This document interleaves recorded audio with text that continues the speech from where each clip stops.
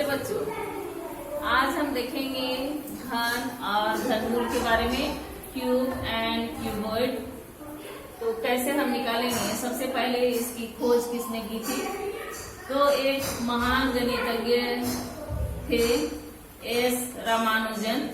उनसे मिलने के लिए एक गणितज्ञ प्रोफेसर जीएम हार्डी अपने गाड़ी से उनके यहाँ पहुंचे। तो गाड़ी का नंबर एस रामानुजन ने देखा 1729। तो इससे उनके मन में ख्याल आया कि यह तो दो छोटे घनों का मिश्रण है, यानी 1729 को दो संख्याओं में बांट दिया, 1728 और 1। 1728 12 का क्यूब है और 1 का क्यूब 1। दूसरा संख्या उन्होंने देखा कि 1729 को तोड़ दिया 1000 और 729 में। 1000 10 का क्यूब है और 729 है 9 का क्यूब, यानी जो अरुचिकर संख्या था उसको उन्होंने रुचिकर संख्या के घन के रूप में बांट दिया। तब से 1729 को हार्डी रामानुजन संख्या का नाम दिया गया। ये एग्जाम में पूछा जाता है। 1729 को हार्डी रामानुजन संख्या कहा जाता है। यह सबसे छोटी घन संख्या है 1729।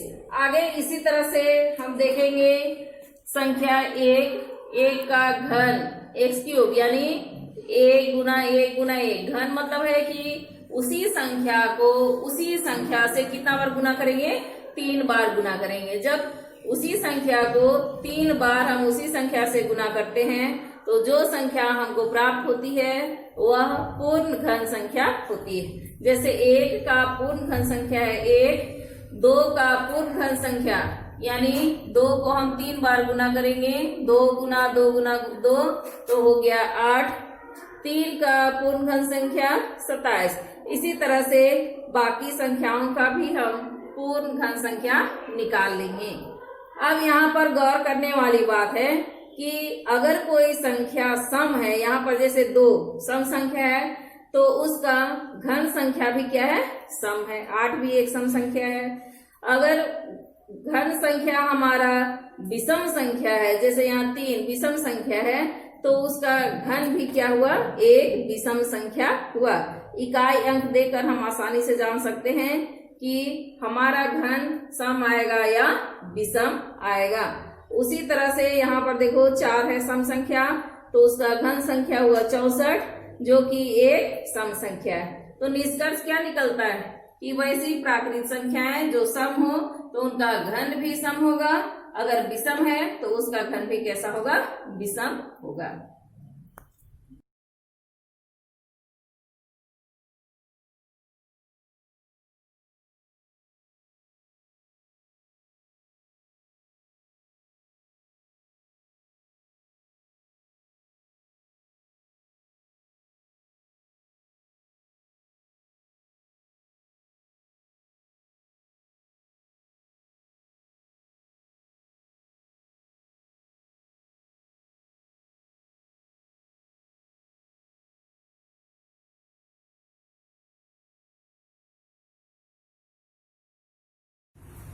अब हम कुछ रोचक प्रतिरूप देखेंगे जिसमें जोड़ने पर घन संख्या प्राप्त होता है। जैसे 1, अब 1 गुना 1 गुना 1 करेंगे तो क्या आएगा, 1 ही आएगा।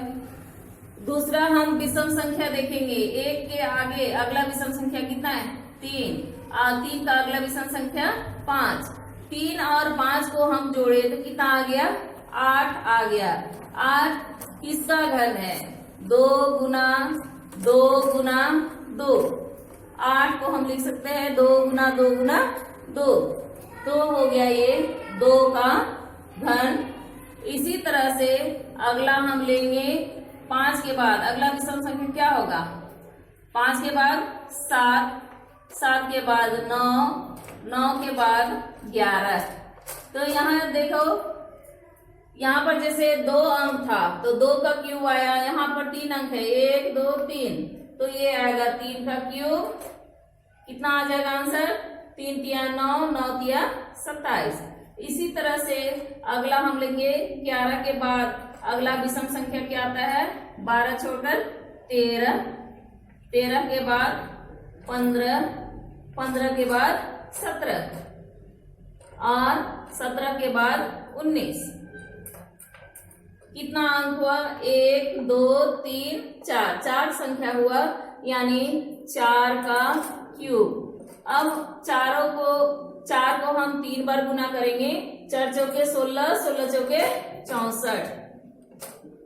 तो इस तरह से विषम संख्याओं को बिना जोड़े आप उसका योगफल आसानी से ज्ञात कर सकते हैं। सिर्फ इसको काउंट करना है कि कितना विषम संख्या है, होना चाहिए क्या, क्रमागत विषम संख्या 1 2 3 4, तो 4 का क्यूब। तो इस तरह से बहुत सारे रोचक प्रतिरूप है जिसके बारे में आगे भी हम जानेंगे।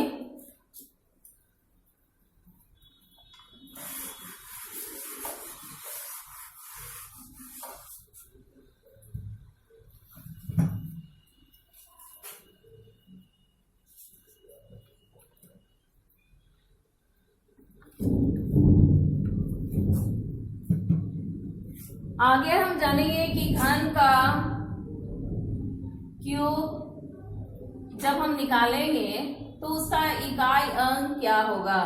जैसे यहाँ पर है 75, 75 में इकाई अंक क्या है 5, तो 5 को 3 बार गुना करोगे तो क्या आएगा, 5 बचे 25 बचे 125, यानी जो घन आएगा, घन संख्या, उसका इकाई अंक क्या होगा, का इकाई अंक 5 होगा। यानी अगर दी गई संख्या में इकाई अंक 5 है तो उसका घन संख्या हम निकालेंगे तो उसका इकाई अंक भी 5 होगा। उसी तरह से 27 इकाई अंक क्या है 7, तो यहाँ पर उसका अगर हम घन संख्या निकालते हैं तो उसका इकाई अंक कितना आएगा, 3 आएगा। तो इकाई अंक देख करके हम जान सकते हैं कि दी गई संख्या के घन संख्या का इकाई अंक क्या होगा। आगे हम देखेंगे एक सवाल,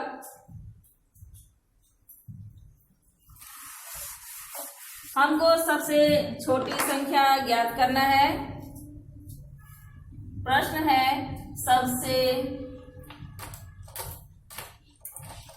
छोटी संख्या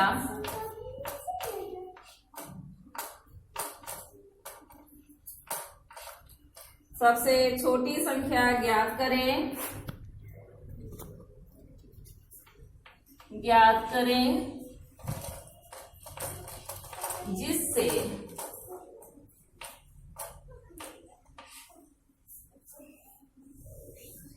256 को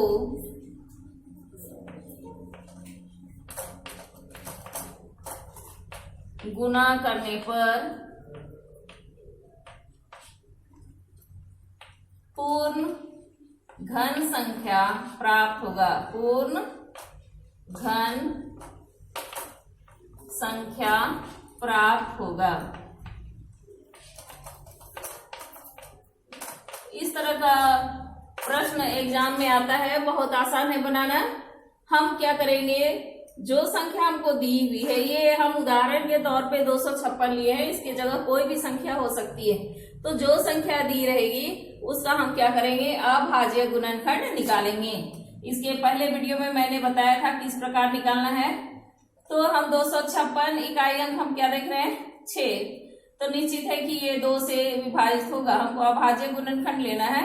2 से 2 एका 2, 2 दूना 4, 2 अठे 16, फिर 2 से जाएगा 2 छक 12, 2 चौके 8, 2 तिया 6, 2 दूना 4, 2 एका 2, 2 छक 12, 2 अठे 16, 2 चौके 8, 8 2 दूना 4।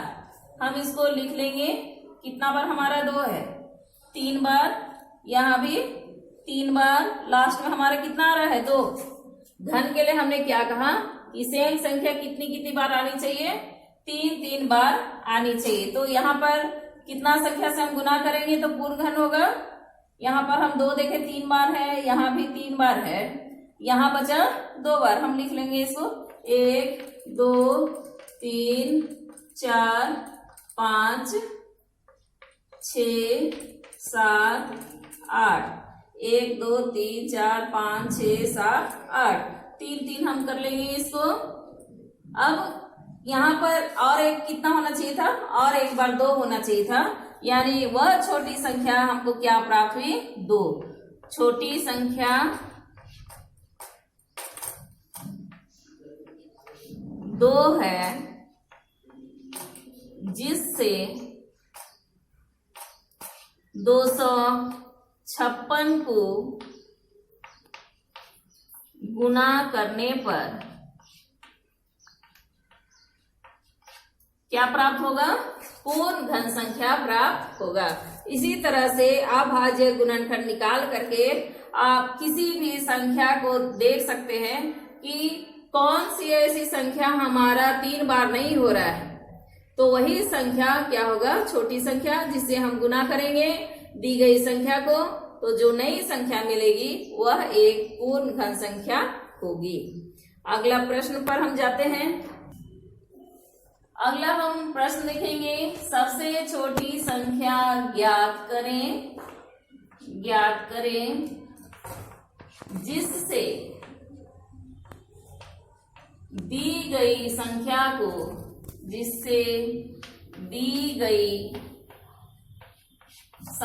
को भाग देने पर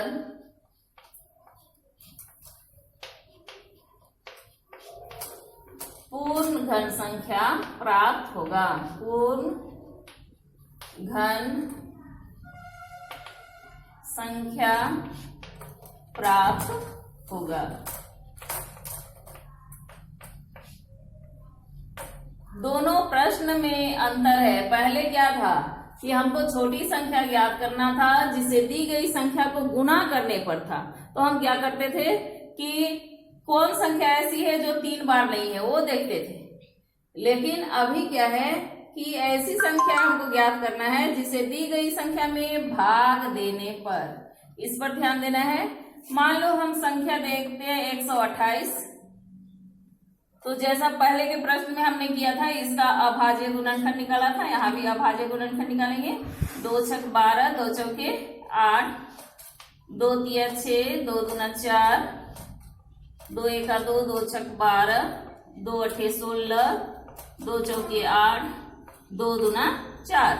अब हम देखिए पूरी संख्या को लिख लेंगे, कितना बार है, 1 2 3 4 5 6 7। हम लिख लेंगे इसको 2 गुना 2 गुना 2 गुना 2 गुना 2, कितना बार है, 7 बार, 1 2 3 4 5 6 और 1 7। यहाँ भी वही सिस्टम है जैसे हमने 3 3 किया था, उसमें घन है, उसका मतलब प्रत्येक संख्या 3 3 बार।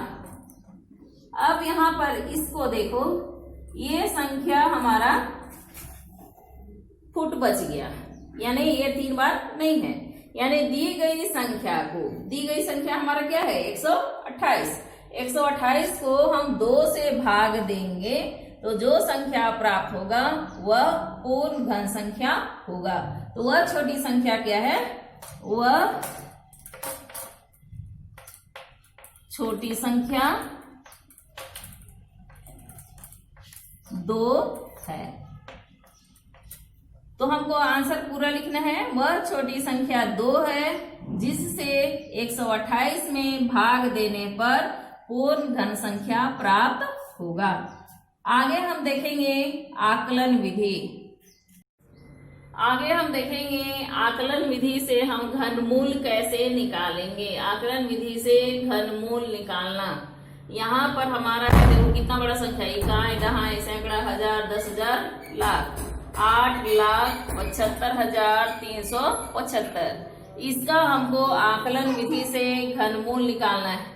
तो सबसे पहले 3 3 करके संख्याओं को हम क्या करेंगे, दाहिनी ओर से लेंगे 3 संख्या, उसको अंडरलाइन करेंगे। अब उसी तरह से बाकी संख्या को भी 3 3 के क्रम में हम बढ़ते जाएंगे। अब यहाँ पर हम देख रहे हैं 375। 375 का इकाई अंक क्या है? 5। तो हम लिखेंगे यहाँ 5। अब हमको अगला 3 अंक है 875। 875 का हम देखेंगे कि घन क्या होगा, ये किसका घन है? 875। 10 का घन आपको मालूम है कितना होता है? 10 गुना 10 गुना 10 1000। और 9 का घन कितना आएगा? 9 9 81। गुना करके देख सकते हैं। 9 गुना 9 गुना 9 9 9 81। 81 को 9 से गुना करेंगे कितना आएगा? 9 1 9 और 9 8 72 यानी 729। अब हमारा जो 875 है ये दोनों संख्याओं के बीच में आएगा। तो हम बड़ी संख्या नहीं लेंगे, हमेशा क्या लेंगे? छोटी संख्या लेंगे। कैसी संख्या लेंगे? छोटी संख्या। तो 10 और 9, 9 में छोटी संख्या कौन हुआ? 9। तो यहाँ पर हम लेंगे 9। यही हुआ हमारा घनमूल। अब 95 को 3 बार गुना करके देख सकते हो, यही आंसर आएगा कि नहीं आएगा। हम 3 बार गुना करेंगे तो भी हमारा यही आएगा। तो आकलन विधि से भी आप सटीक आंसर प्राप्त कर सकते हैं, बशर्ते कि दी गई संख्या एक पूर्ण घन संख्या हो। आगे और एक हम उदाहरण देखेंगे। अगला हम देखेंगे अभाज्य गुणनखंड विधि से हम घनमूल कैसे निकालेंगे। यहाँ पर है हमारा 91,125। इकाई अंक कितना है? 5। तो इकाई अंक 5 है, तो निश्चित है कि ये जो संख्या है वो किससे विभाजित होगी? 5 से पूरी तरह विभाजित होगी। हम लेंगे यहाँ 5 एका 5, कितना बचा? 4। 4 और 1 41, 5 अठे 40, 5 दूना 10, 5 दूना 10, 5 बचे 25। फिर से हम देखेंगे इकाई अंक, फिर हमारा 5 आया तो 5 से जाएगा 5 दिया 15, 5 थक 30, 5 चौके 20, 5 बचे 25। फिर हमारा इकाई अंक क्या है? 5। तो फिर एक बार जाएगा 5 से, 5 सते 35, 36 में 35 घटा बचा 1 और 4 14, 5 दूना 10, 5 नवा 45। अब यहाँ इकाई अंक है 3, तो 3 से विभाजित होगा। 3 से 3 दिया 3 दूना 6, 3 चौके 12, 3 दिया 9, 3 अठे 24, 3 एका 3, 3 दूना 6, 3 नवा 3 सते 21, 3 नवा 27, 3 तिया 9। यानी इसका घनमूल होगा। घनमूल के लिए ये साइड लगा के हम क्या लिखेंगे? 3 लिखेंगे और इस संख्या को अंदर में डालेंगे 9 1 1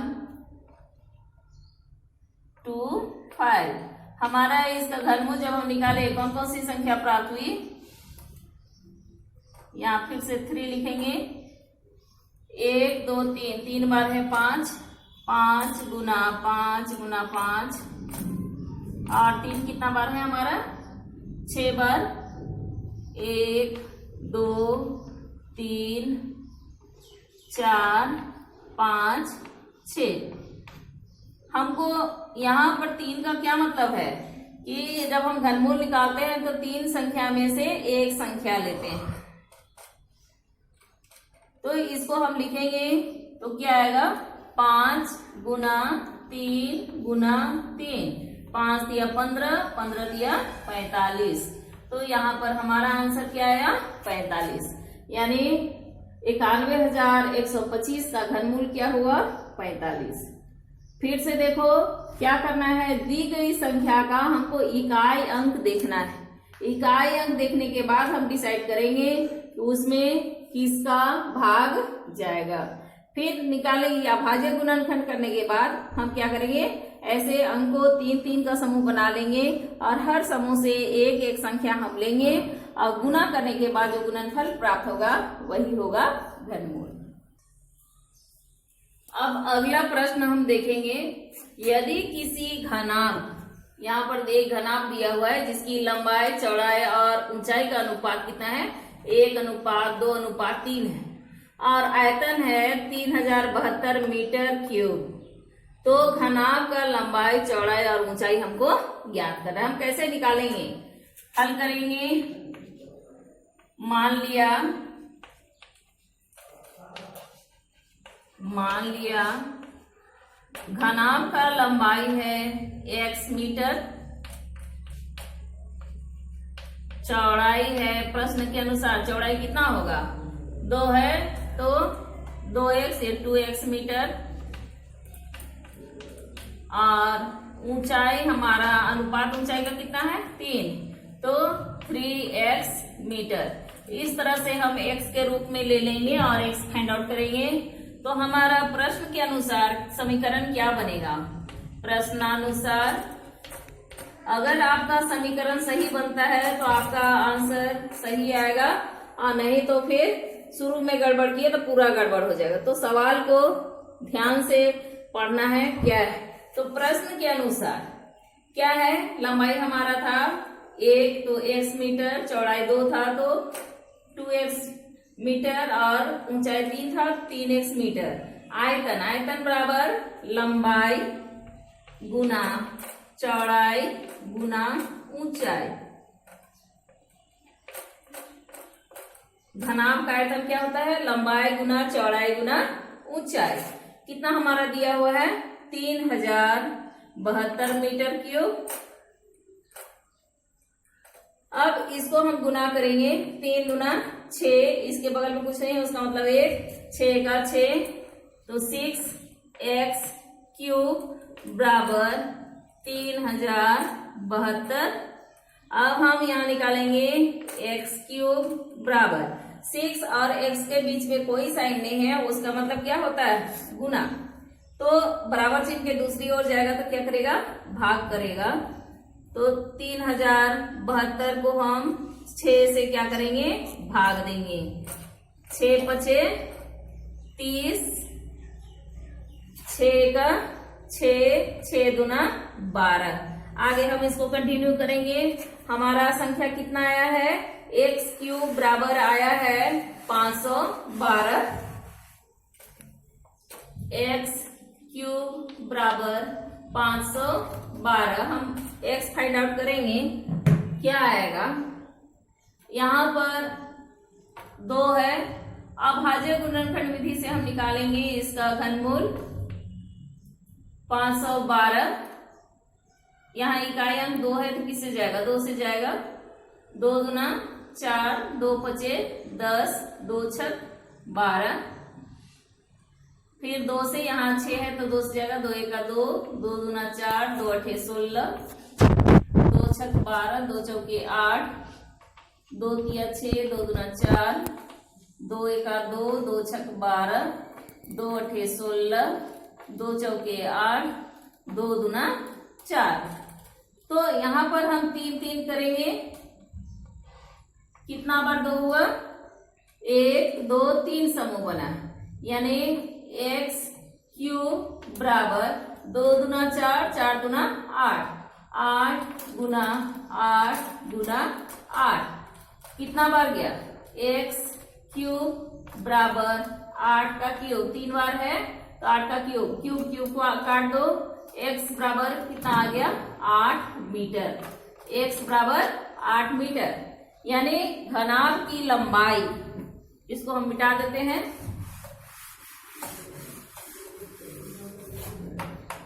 घनाभ की लंबाई